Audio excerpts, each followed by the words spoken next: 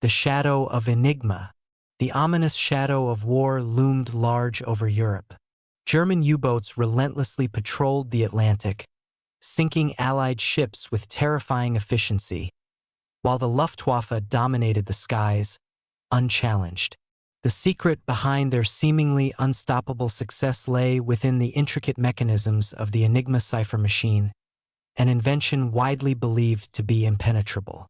This article delves into a captivating narrative: how a small group of brilliant British minds, tucked away in a quiet country estate, managed to transform this unyielding shadow into the most valuable intelligence source in history.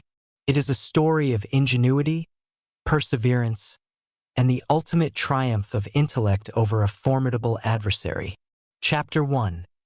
The Polish Key to the German Lock, 1932 to 1939.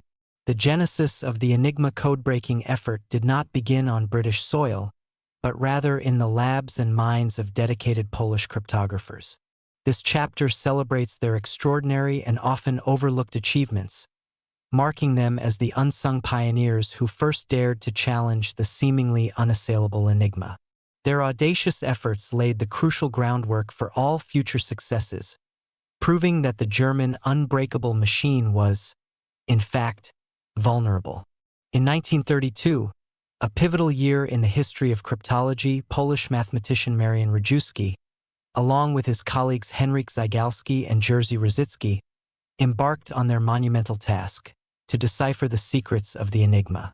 Armed with a profound understanding of permutation theory and a keen eye for procedural flaws in German encryption practices, they began their relentless assault on the machine.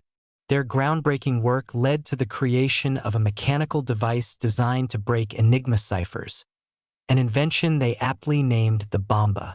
This early Bombe was a testament to their brilliance, capable of systematically checking possible key settings for the Enigma. Their success, however, was not solely a product of their mathematical prowess.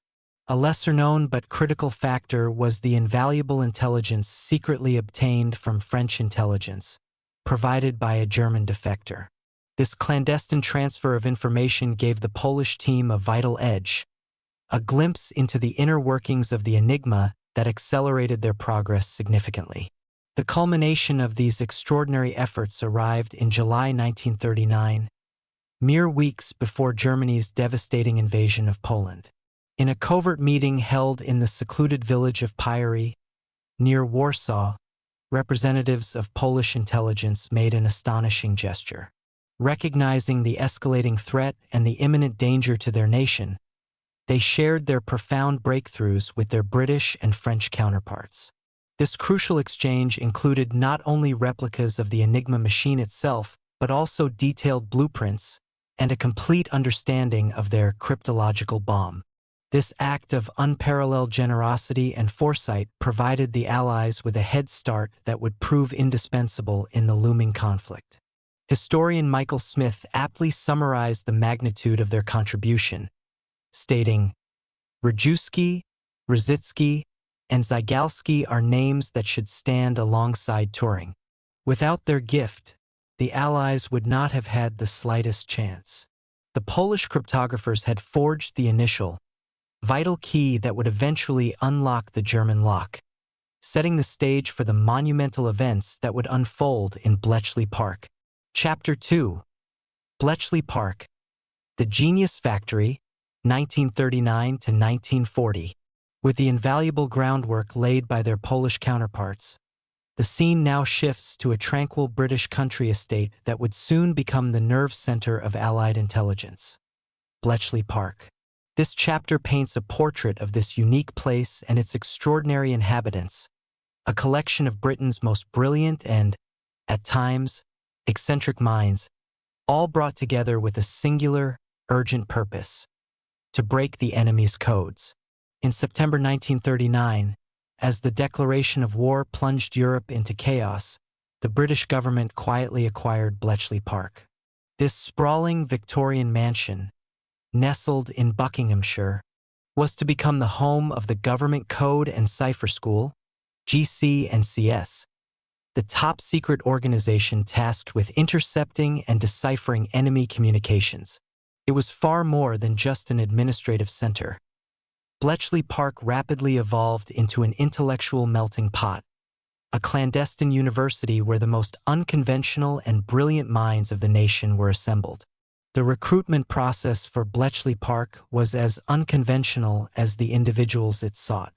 Unlike traditional governmental appointments, many personnel were recruited through national newspaper crossword competitions, a clever and subtle way to identify individuals with exceptional logical and problem-solving abilities. The resulting workforce was incredibly diverse, reflecting the vast array of intellectual disciplines required for the immense task at hand. Among them were world-class mathematicians, whose abstract reasoning skills were crucial for grappling with the complexities of cryptographic systems. There were also linguists, essential for understanding the nuances of intercepted messages, and Egyptologists, whose training in deciphering ancient, unknown scripts proved surprisingly relevant. Chess masters, with their strategic foresight and ability to think many moves ahead, also found their place, as did individuals from countless other academic and practical fields. This eclectic mix of talent fostered an environment where diverse perspectives and interdisciplinary thinking were not just tolerated, but actively encouraged. Life at Bletchley Park was intense, demanding, and shrouded in absolute secrecy, yet it was also filled with its own brand of peculiarities and anecdotal charm. Among the most famous figures to arrive was Alan Turing, a prodigious mathematician whose genius would become synonymous with the enigma-breaking effort. Stories and anecdotes about Turing abound, painting a picture of a man utterly absorbed by his work, often oblivious to conventional norms. It was rumored, for example, that Turing, known for his long-distance running, would sometimes complete marathons between Bletchley and London. On one occasion, purportedly exhausted from his endeavors, he reportedly fell asleep using his wallet as a pillow, mistaking it for his rucksack. Another enduring image is of Turing cycling around the grounds of Bletchley Park while wearing a gas mask, ostensibly to combat his severe hay fever.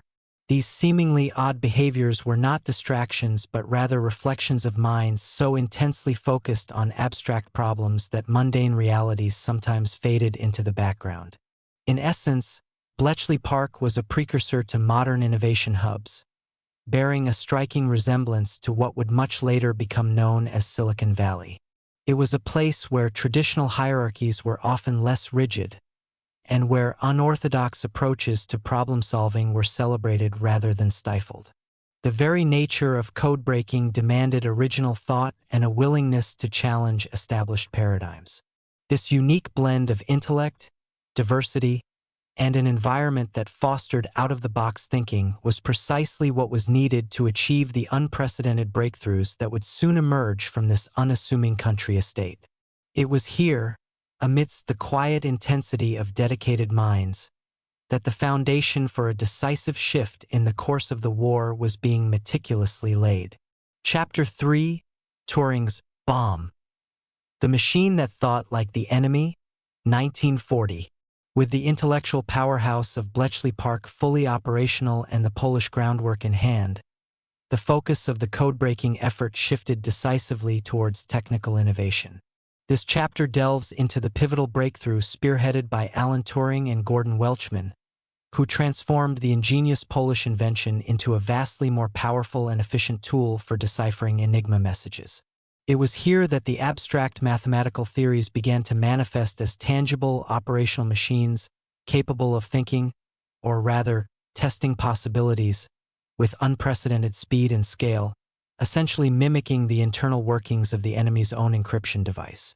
The arrival of March 1940 marked a monumental milestone in the history of Bletchley Park and, indeed, in the history of information warfare. It was in this month that the first British bombe, the sophisticated electromechanical device conceived by Alan Turing and further refined by Gordon Welchman, was successfully installed and put into operation at Bletchley Park. This wasn't merely a copy of the Polish Bombe. It was a significantly advanced iteration, designed to address the increasing complexity of German Enigma settings and to handle the sheer volume of intercepted traffic. The operational principle of the bomb was elegantly ingenious, relying on a method known as cribs. A crib was a plausible piece of plain text that cryptanalysts suspected might correspond to a particular section of an intercepted, encrypted message. For example, German military messages often contain standard phrases, such as daily weather reports, Wetterbericht, routine acknowledgments, or even common salutations like Heil Hitler. The bomb worked by systematically testing thousands upon thousands of possible Enigma rotor settings and plugboard connections. It would take a suspected crib and, for each possible Enigma setup, simulate the encryption process in reverse. If the bomb found a contradiction, meaning the simulated decryption didn't match the known patterns of the crib, it would discard that particular setting combination. When no contradictions were found, the machine would stop, indicating a potential correct setting that could then be further investigated by human cryptanalysts.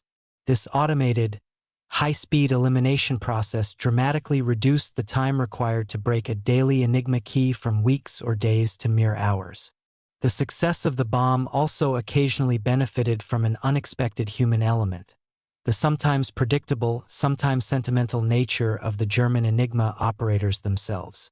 A little-known fact reveals a fascinating psychological angle to the code-breaking efforts. German operators, who were expected to choose random key settings for each message, sometimes exhibited human tendencies. In certain instances, cryptographers at Bletchley Park noticed that operators, perhaps out of romantic sentiment or habit, would encrypt the initials of their sweethearts or other personal identifiers as part of their indicator settings. Such seemingly innocuous actions, when spotted and analyzed, could provide crucial psychological hooks or additional cribs for the cryptanalysts, giving them an unexpected edge in deciphering the otherwise random-looking sequences. The true impact of Turing's bomb and the brilliant minds behind it cannot be overstated. It transformed intelligence gathering, shifting it from a slow, laborious, and often uncertain process to a systematic, mechanized operation. As a documentary filmmaker aptly put it, reflecting on the broader implications, sometimes war is not only bullets and shells. Sometimes it is just an idea, and an idea that came to the mind of Alan Turing. This powerful machine, born from an idea and nurtured by relentless intellectual effort, allowed the Allies to effectively think like the enemy, gaining an unprecedented insight into the German High Command's intentions, movements, and strategies. The bomb was not just a machine. It was a weapon of unparalleled strategic significance, poised to play a decisive role in the darkest hours of the war. Chapter 4. The Battle of the Atlantic and the Myth of Coventry, 1940 to 1942. With the Turing-Welchman bomb now operational, the intelligence pouring out of Bletchley Park, codenamed Ultra, became an invaluable asset, particularly during the brutal Battle of the Atlantic. This chapter explores the most dramatic and vital application of Ultra's insights and, crucially, delves into one of the most agonizing moral dilemmas of the war: how knowledge, painstakingly acquired through incredible effort, could become a profound burden. The early years of the war saw the Battle of the Atlantic rage with terrifying intensity.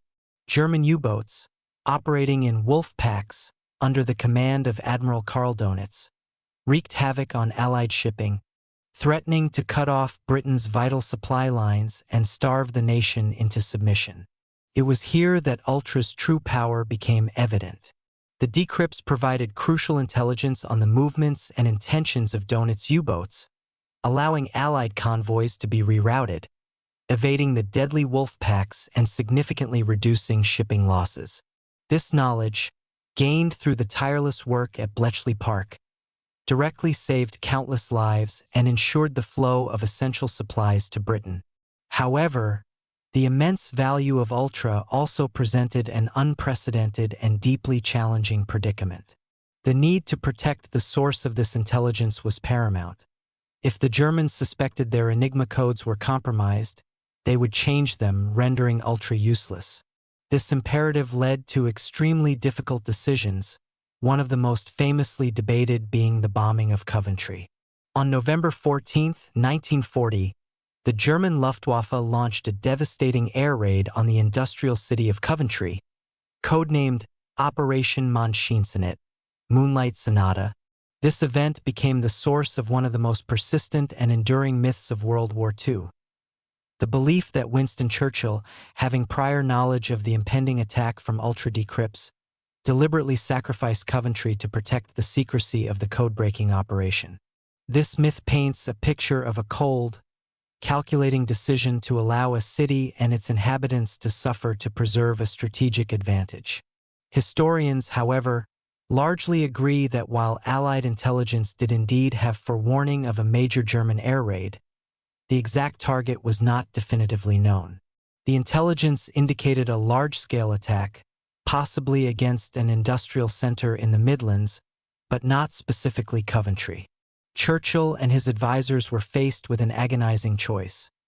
Taking overt defensive actions in Coventry, like a mass evacuation or publicly declared air raid warnings, would almost certainly alert the Germans that their codes were being read, thus compromising Ultra. This would have meant losing the single most vital intelligence source, potentially extending the war by years and costing far more lives in the long run. The interpretation that has emerged from historical consensus is that while a difficult choice was made, the version of a conscious, deliberate sacrifice of Coventry is an oversimplification of a tragic reality and the complex dilemmas inherent in wartime intelligence. The intelligence was ambiguous regarding the precise target, and the decision was rooted in the desperate need to preserve Ultra for the greater strategic good of the war effort. To further safeguard the secrecy of Ultra, a sophisticated system of deception was employed. A little-known fact highlights this intricate dance of subterfuge. To mask the true source of their intelligence, Allied forces would often dispatch a random reconnaissance aircraft to the vicinity of a target known through Ultra.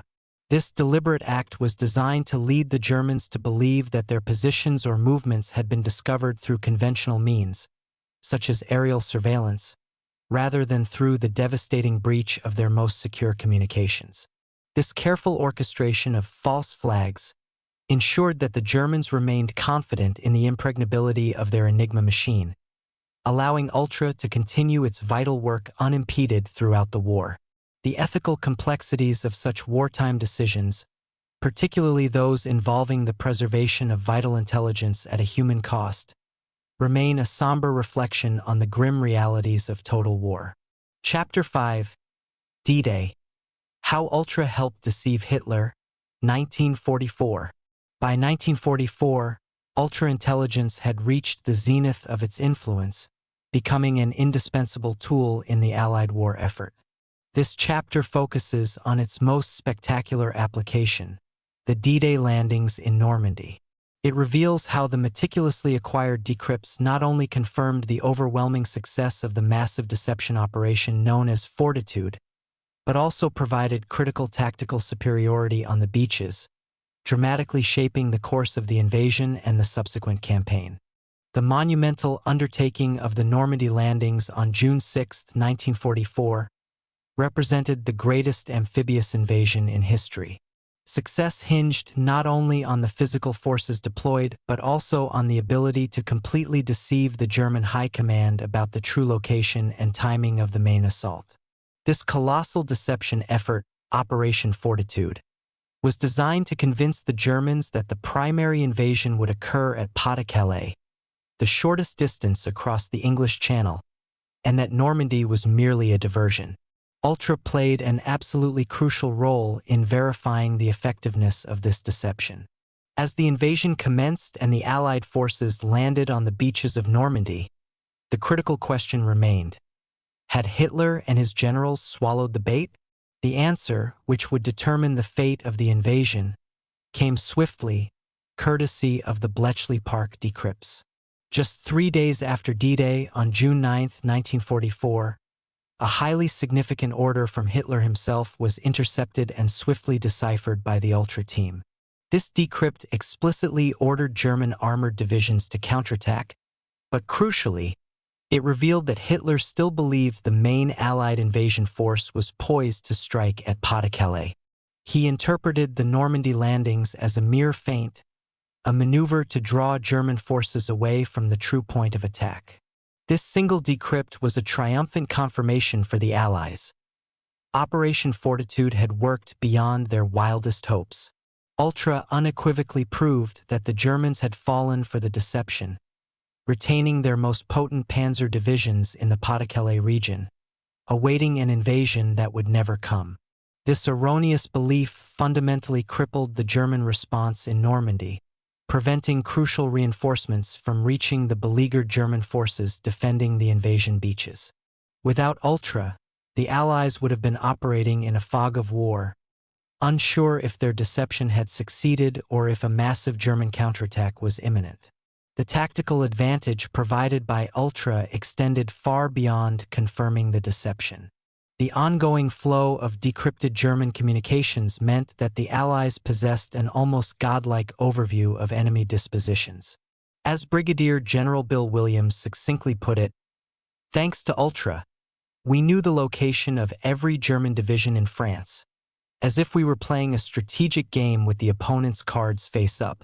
This unparalleled insight allowed Allied commanders to anticipate German movements, plan their own attacks with precision, and react effectively to enemy counteroffensives. A little-known but powerful illustration of Ultra's tactical value occurred immediately after Hitler's counterattack order was deciphered. Knowing the German intention to move their panzer divisions towards Normandy, the Allies seized the opportunity to neutralize this threat before it could materialize.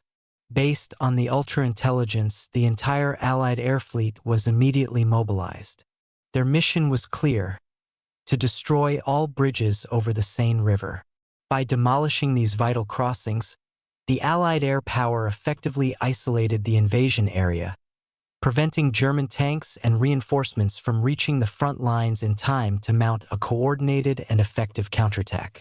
This preemptive strike, directly enabled by Ultra's foresight, bought invaluable time for the Allied forces to consolidate their beachheads and push inland, turning the tide in what would become one of the most critical campaigns of the war. Ultra was not merely a source of information. It was a strategic weapon that allowed the Allies to outmaneuver and outthink their enemy at the most crucial juncture. Chapter 6.